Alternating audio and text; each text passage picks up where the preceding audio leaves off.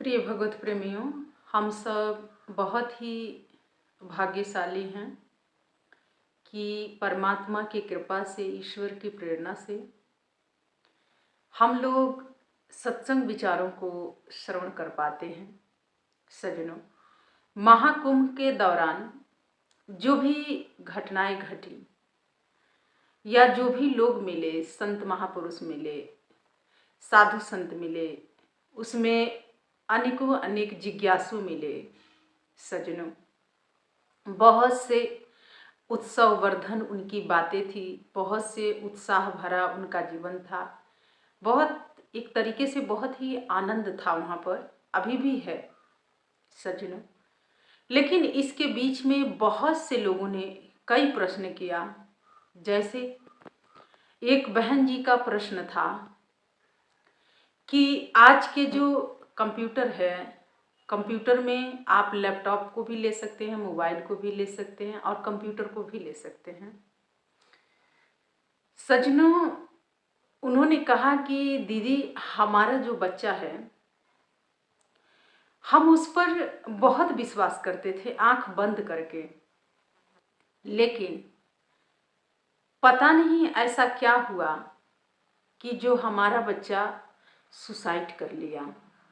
सज्जनों, ये बहुत ही दुखदाई समाचार है और बहुत दुख भरा बात है। सज्जनों, कहते हैं कि सुत दारा और लक्ष्मी पापी घर भी हुई, संत समागम हरि कथा तुलसी दुर्लभ हुई। कि इस घोर कलिक में अगर आपके पास धन है, दौलत है, संपत्ति है, सब कुछ प्राप्त हो जाए, लेकिन अगर प्रभु की कृपा प्राप्त नहीं होती है, ईश्वर की प्रेरणा अगर आपको नहीं मिलती है, तो ये बाहर के जितने भी साधन संसाधन हैं, ये सब व्यर्थ है।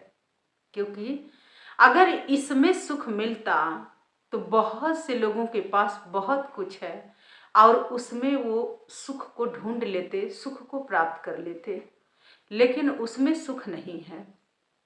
सज्जनों, जानते हैं, उसके उपरांत हमने जो चिंतन मंथन किया, जो विचार किया, गुरु की कृपा से, महाराज जी के परमात्मा की प्रेरणा से, तो आज का जो क्रिमिनल लोग हैं, कहते हुए भी आत्मा में बहुत दुख होता है।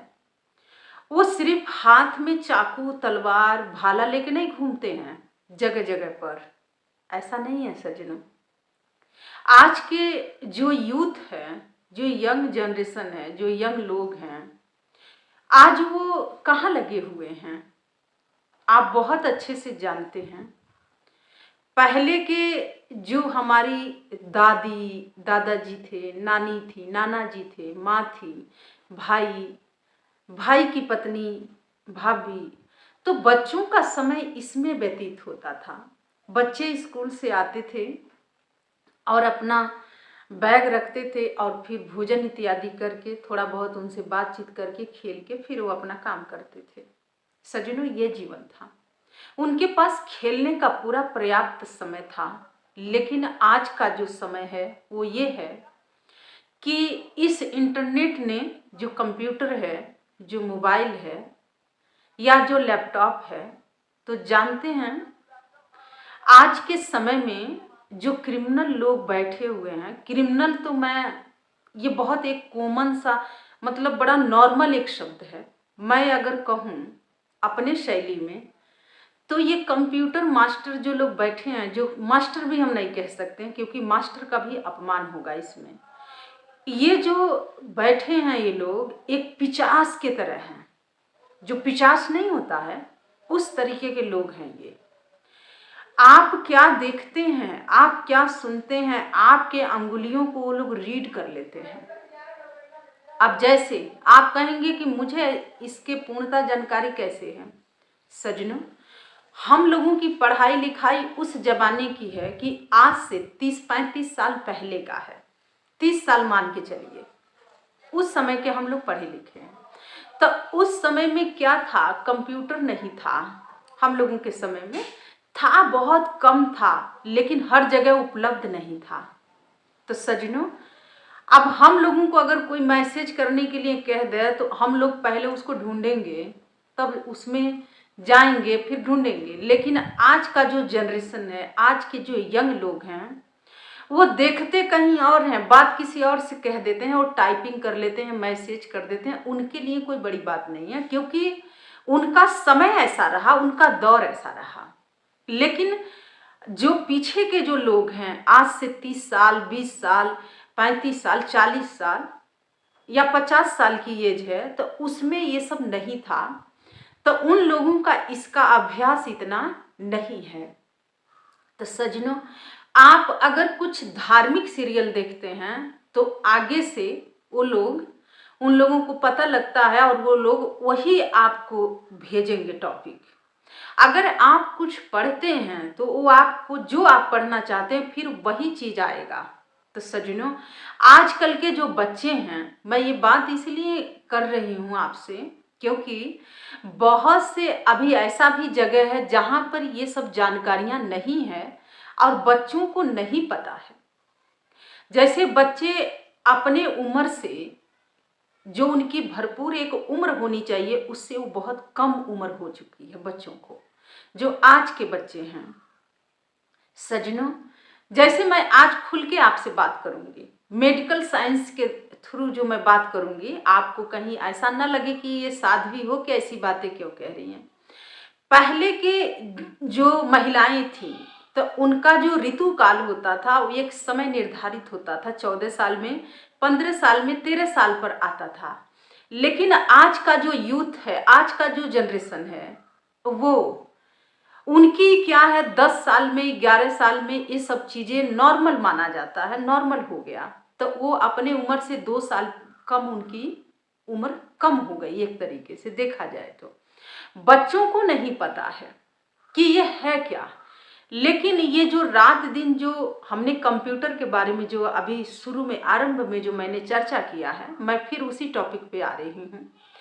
तो बच्चों को नहीं पता है, लेकिन जब वो लोग उसको रीड करते हैं, उसको देखते हैं, तो जब व्यक्ति कुछ देखता है तो उस सूक्ष्म उसका जो प्रभाव होता है वो हमारे ब्रेन पर होता है। और हमारा जो ब्रेन है फिर उसी तरीके के हार्मोन्स छोड़ता है बॉडी के अंदर। तो व्यक्ति उम्र से पहले ही सब कुछ उसके साथ होने लग जा रहा है। और सज्जनों, जो मैंने कहा कि जो कंप्यूटर पर जो 50 लोग बैठे हुए हैं दूर दूर दृष्टि गड़ाए, वो आपको देखे नहीं हैं, वो जानते भी नहीं हैं, बच्चों को नहीं जानते हैं। और आजकल क्या हो रहा है कि जैसे व्यक्ति व्हाट्सएप पर या फेसबुक पर जा रहा है तो उसका प्रोफाइल होता है, ईमेल आईडी होती है। तो जैसे बात शुरू होता है तो वो लोग कहते हैं कि अगर तुम्हें मुझसे प्रेम है तो अपना ईमेल आईडी पहले भेज दो। लड़की कहती है कि अगर तुम मुझसे प्रेम करते हो तो पहले अपना ईमेल आईडी भेजो। और सज्जनों, अब दोनों प्रेम के संबंध में अब दोनों एक दूसरे को ईमेल आईडी देना आदान प्रदान होता है। और उसके बाद से उन लोगों में आपस में अब देखे नहीं है, जानते नहीं है, लेकिन अब देखिए बात कैसे हो रही है। कोई बैठा है जर्मनी में, कोई बैठा है ऑस्ट्रेलिया में, कोई बैठा है फ्रांस में, कोई बैठा है दुबई में, कोई बैठा है महाराष्ट्र में। कोई किसी का जान पहचान नहीं है, लेकिन आपकी अंगुलियों को उन लोगों ने रीड किया और आपकी उम्र क्या है आपके प्रोफाइल से उनको पता लग जाता है। फिर वो लोग उसी प्रकार से वो लोग आगे से फोटो आपको भेज देते हैं। लड़का वो रियल में है नहीं, किसी और का फोटो उठा के आपको भेज दिया जाता है। इधर से भी कुछ ऐसा ही हो रहा है। और सज्जनों, ये जो 50 है ना जो बैठे हैं, तो ये लोग जब दोनों में आदान प्रदान होने लग जाता है, अब जो प्रेम है जब वो आगे बढ़ने लग जाता है तो होता क्या है, जिसे संसार के लोग प्रेम कहते हैं, हम भी अभी फिलहाल प्रेम ही उसका नाम दे रहे हैं।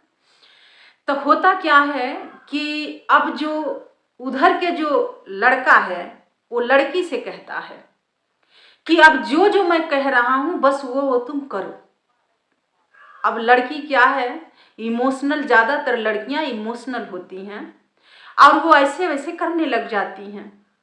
लड़के के साथ कई बार क्या होता है, लड़कियां उनको कहती हैं कि अब हम जैसे कह रहे हैं बस तुम ऐसे करो। लड़के भी ऐसे करते हैं और उनका वो पूरा वीडियो बन जाता है। मैं ओपन नहीं कर रही हूँ, आप समझदार हैं तो समझ जाएंगे। वो और उनका वीडियो बन जाता और फिर वो जो प्रेम था, प्रेम तो हम नहीं कहेंगे, एक आकर्षण था, अब वो बीच में ही उसको गैप हो गया, मतलब ब्रेक हो गया। अब क्या होने लग गया, शोषण होने लग गया एक दूसरे के। अब वो जो लड़का है वहाँ बैठा है, वो कह रहा है $500 हमारे अकाउंट में भेज दो, नहीं तो ये वीडियो हम आपका लीक कर देंगे और आपके माता पिता को भी घर में पता नहीं है, आपके जो भाई बहन बड़े हैं उनको भी नहीं पता है, यहाँ तक कि आपकी भाभी घर में है उसको भी नहीं पता है। अब बच्चा है चाहे बच्चियां हैं, अब इसके वो लोग शिकार बन चुके हैं एक तरीके से। अब पेरेंट्स से झूठ बोलना, सजनों हम लोग तो अपने माता पिता से आज भी झूठ नहीं बोलते हैं, क्योंकि अगर हम लोग अपने माता पिता को ये कोई भी बात कह देते हैं तो हमारे माता पिता आंख बंद करके बाल काल से और आज तक विश्वास करते हैं, क्योंकि हमने कभी अपने माता पिता को धोखा नहीं दिया, क्योंकि हम लोग पुराने श्रेणी के व्यक्ति हैं ना। 30 साल 35 साल पहले, 40 साल पहले में चल रहे हैं हम लोग। तो पहले ये सब नहीं था, धोखाबाजी ये सब चीजें नहीं थी। और आज के समय में क्या है, बच्चे ऐसे झूठ बोलते हैं कि माता पिता को एकदम सत्य प्रतीत होता है और माता पिता फिर वही काम करना आरंभ करते हैं। सजनों जब माता पिता करने लग जाते हैं तो बच्चों का मन वहीं से, अब एक तो वहाँ पिशाचों के हाथ में है, चंगुल में है, दूसरे वो ये सोचते हैं कि अगर ये हमारा वीडियो हमारे पिताजी के पता लग जाए, हमारी माँ को पता चल जाए या हमारे घर में पता चल जाए तो क्या होगा। तो ज़्यादातर जो बच्चियां हैं चाहे बच्चे हैं वो सुसाइड कर लेते हैं अंत में। सजनों एक प्रेम से शुरू हुआ और एक अंत पर आरंभ हुआ, क्या आप इसको प्रेम कह सकते हैं? आध्यात्मिक दृष्टिकोण से देखा जाए तो ये काम वो करते हैं जो क्रिमिनल से क्रिमिनल लोग होते हैं। प्रेम कभी किसी का शोषण नहीं करता है, प्रेम कभी किसी का जान नहीं लेता है, प्रेम किसी का मर्डर नहीं करता है। ये मात्र एक आकर्षण है जो हमारा यूथ आज के समय में भाग रहा है। सजनों इसीलिए आप अपने बच्चों को समय दो। बच्चे नहीं बात करते हैं तब भी आप जाओ उनके पास, बैठो, पूछो, आंख बंद करके विश्वास मत करो, क्योंकि वो जमाना नहीं है पहले वाला। सजनों आज आपका बच्चा कहाँ फंसा है, क्या कर रहा है, ये आपको ही नहीं खबर है। और आज के समय में तो एक और बात है, पर्सनल रूम हो गया है, कमरे हो चुके हैं। सजनों हम लोग भी पढ़ाई करते थे, हम लोग भी अपने घर में थे तो पूरे पेरेंट्स के साथ, परिवार के साथ रहना होता था, सोना होता था, खाना होता था, उठना बैठना होता था, सब कुछ परिवार के सामने ओपन था, अच्छा बुरा सब कुछ परिवार को पता होता था। लेकिन आजकल के बच्चों को ये पता होता है कि ये मेरे मम्मी पापा का कमरा है, रूम है और ये हमारा पर्सनल रूम है। अब उस पर्सनल रूम में बच्चा रात को जानते हैं क्या करता है, जब मम्मी पापा पेरेंट्स इधर सो जाते हैं तो बच्चा 11 से 12 बजे से 2 से 3 बजे तक अब वो वीडियो कॉलिंग पर लगा हुआ है, फोन पर लगा हुआ है। माता पिता को लगता है कि हमारा बच्चा बहुत पढ़ाकू है, बहुत पढ़ाई लिखाई कर रहा है, लेकिन सजनों आपको क्या पता कि आपका बच्चा कहाँ लगा हुआ है। और आजकल के बच्चे कहते हैं कि मोबाइल तो चाहिए तभी हम पढ़ाई कर पाएंगे, लैपटॉप तो चाहिए तभी हम पढ़ाई कर पाएंगे। तो सजनों उन बहन जी ने मेरे से बताया तो मैंने जो समझा वो यही है कि अगर आप जिसे प्रेम कहते हैं, ये प्रेम नहीं होता है, ये मात्र एक आकर्षण है। आकर्षण से जान भी जाती है, लोग जान ले लेते हैं उसको, दलदल में, ऐसे दलदल में लोग फंसा देते हैं कि वो व्यक्ति वहाँ से अब ज़्यादा सोच विचार नहीं कर पाता है और वो सोचने समझने की अपनी क्षमताओं को ख़त्म कर देता है। तो सज्जनों, इसे प्रेम नहीं कह सकते हैं, इसे हम ये कह सकते हैं आसक्ति, अटैचमेंट कह सकते हैं कि कुछ क्षणों के लिए आसक्ति हुई और उसके उपरांत उस आसक्ति ने उस यूथ के जान ले लिया और उस यूथ का जान खतरे में पड़ गया। तो सज्जनों, ऐसा प्रेम मत करो किसी से कि किसी का जान ही ले लो और प्रेम का नाम दे दो। इन पिशाचों का काम तो यही है ना सज्जनों। कोई 40 साल का व्यक्ति है तो उसी अनुसार उसका फोटो आएगा। तो सज्जनों, कहते हैं कि हमारे संत महापुरुषों ने कहा है, क्योंकि ये सनातन है, सनातन परंपरा यहाँ चलती है, ये भारत है, कुछ और नहीं है। आप जो चाहेंगे वो करेंगे। यहाँ पर हमारे ऋषि महर्षियों का नियमावली चली है, नियम चला है। और हमारे संत महापुरुष जो ऋषि मुनि हैं वो यही कहते हैं कि प्रेम कभी दुख का कारण नहीं बनता है, प्रेम सुख का कारण बनता है। जो प्रेम करता है वो आनंद की अनुभूति करता है, सुख की अनुभूति करता है। लेकिन जो आसक्ति रखता है, जो अटैचमेंट होता है, वो दुख देता है, जान तक ले लेता है।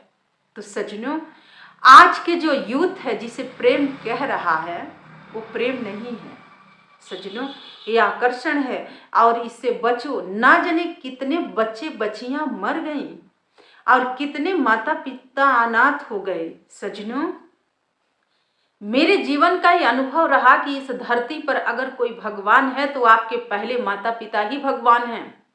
अगर इस धरती पर कोई गुरु है तो पहले वो आपके माता पिता ही वो गुरु हैं।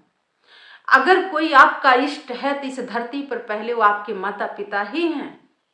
आप कहीं और मत भागो, किसी भी क्षेत्र में मत भागो, अपने माता पिता को समझो, जानो, उनसे कुछ मत छुपाओ। क्योंकि अगर आपके माता पिता आपको बड़े नहीं करते तो इन पिशाचों के हाथ में आप नहीं लगते, नहीं जा पाते। तो माता पिता का बहुत बड़ा भूमिका है। और जो अपने माता पिता को अपना गुरु मानता है, भगवान मानता है, मानता नहीं कहूँगी, जानता है, वो बच्चा कभी भी धोखा नहीं खाता है, कभी नहीं खाएगा। क्योंकि उसके माता पिता के पास तजुर्बा है, अनुभव है। वो अपने अनुभव के आधार पर अपने बच्चे को कभी गिरने नहीं देंगे, वो हमेशा उसको संभाल के रखेंगे। इसीलिए सज्जनों, आज के जो यूथ है जिस हौड़ में भाग रहा है, जिस क्षेत्र में वो भाग रहा है, पहले ये समझे कि हमारे घर में हमारे दादा दादी भी हैं, हमारे माता पिता भी हैं। अगर आपके माता पिता आपको जन्म नहीं देते, आपकी सारी ख्वाहिशें पूरा नहीं करते, अगर आपको नहीं पढ़ाते लिखाते, तो आप इंजीनियर, डॉक्टर, जज, कलेक्टर, इंस्पेक्टर कुछ भी कैसे बन पाते, या मास्टर कैसे बनते। तो जिन माता पिता ने, जो भगवान है इस धरती पर, पहला भगवान तो वही हैं, और आप उनको रोंद देते हैं, उनको कुचल के आगे बढ़ते हैं, तो कभी शांति नहीं मिलेगी। तो सज्जनों, मैं ये बात इसलिए कह रही हूँ क्योंकि आज के समय पर गुरु के नाम पर बहुत कुछ हो रहा है, इसीलिए आप बच के रहिएगा। लोग गुरु का नाम देते हैं और अपना पूरा पूरा काम बनाते हैं। इसलिए सज्जनों, अगर आपको गुरु चाहिए ना तो पहले अपने माता पिता को अपना गुरु बना लो। अगर आपको भगवान चाहिए ना तो आपके माता पिता ही भगवान हैं। अगर वो आपको मार रहे हैं ना तो उसमें भी आपकी भलाई है। अगर वो आपको डांटते हैं ना तो उसमें भी आपकी कहीं ना कहीं भलाई छुपी हुई है। आप जल्दी उत्तेजित मत होना सज्जनों। ये बातें मैं आज इसलिए समझा रही हूँ क्योंकि हमने अपने पिताजी से कभी कुछ छुपाया ही नहीं। हमने अपने माँ से कभी कुछ नहीं छुपाया। हमारे घर में हमारे घर के बच्चे कभी अपने माता पिता से कुछ नहीं छुपाते हैं, वो सब कुछ बताते हैं। और सज्जनों, जो बच्चा अपने माता पिता को भगवान जानता है, गुरु जानता है, वो कभी झूठ नहीं बोलता है अपने माता पिता के समक्ष। और ये दुनिया तो आपको चूस के छोड़ती है, लूट के छोड़ती है, लेकिन आपका परिवार, आपका माता पिता हमेशा आपके लिए खड़े हैं, हमेशा वो आपके साथ देते हैं, हमेशा वो आपके लिए वो हमेशा दोनों हाथ फैला के आपका स्वागत करते हैं। तो सजनों, इसलिए चाहे गुरु बनाना है, चाहे भगवान को पूजना है, पहले आप अपने घर से मातृ ऋण से मुक्त हो जाइए, पितृ ऋण से मुक्त हो जाइए। उसके बाद आप कहीं भी जाके कुछ मुक्ति पाने का मार्ग खोजिए, क्योंकि जो मातृ पितृ ऋण से मुक्त हो गया ना, उसके सारे बंधन से मुक्त हो जाता है। इसीलिए सजनों, आज के समय में अगर कोई कहे कि हम सन्यासी हैं ना, और मातृ ऋण है, पितृ ऋण है, और उसने नहीं चुकाया है, तो कभी सन्यासी हो ही नहीं सकता है, कभी वो साधु हो ही नहीं सकता है। क्योंकि आपसे आपके पितृ भी रुष्ट होंगे, और जिस पर माता पिता रुष्ट हो जाते हैं ना, तो उससे भगवान भी अपना मुख फेर लेता है। इसलिए सजनों, मातृ पितृ ऋण चुका के फिर आप कुछ करिए, गलत नहीं है। अपने माता पिता से आप कुछ मत छुपाइए, क्योंकि वो अनुभव से गुजर चुके हैं और आपको अभी वो अनुभव नहीं है। ये 50 कंप्यूटर वाले बैठे हुए हैं, रीडिंग करते हैं, और इन 50 की कमी नहीं है, वो जगह जगह पर आपको चूस लेंगे।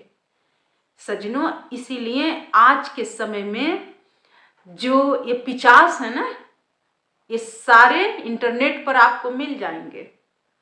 हम ये नहीं कहते हैं कि सब 50 ही बैठे हैं, अच्छे भी लोग हैं, लेकिन आज अगर बच्चे सुसाइड कर रहे हैं आपके ब्लैकमेल करने के कारण से, तो जिस माता पिता ने उनको संसार में लाए, वो अपनी संतान से कितनी उम्मीद रखे थे, लेकिन आप उनको ब्लैकमेल करके आपने उसको मार दिया। क्या आप इस पाप से बच पाओगे? कभी नहीं। तो सजनों, इसीलिए आप, ये इंटरनेट अच्छा भी है और बुरा भी है, आप इससे बच के रहिए। ये मोबाइल भगवान जो है ना, कंप्यूटर भगवान जो हैं, वो अच्छे भी हैं और बुरे भी हैं। अगर आपने अच्छे मार्ग पर चले तो फिर ये आपको बहुत ऊंचाई तक पहुंचाएंगे, और गलत मार्ग पर निकल गए तो ये 7 पाताल के नीचे भी ले जाके छोड़ेंगे। तो सजनों, इसीलिए आग्रह है, अनुरोध है आज के यूथ से और यंग लोगों से खासकर, कि वो अपने माता पिता से कुछ ना छुपाएं, सब कुछ अपने माता पिता से बताएं। और मेरा जो अनुभव है यही है कि आपके माता पिता ही पहले आपके भगवान हैं और आपके गुरु भी हैं।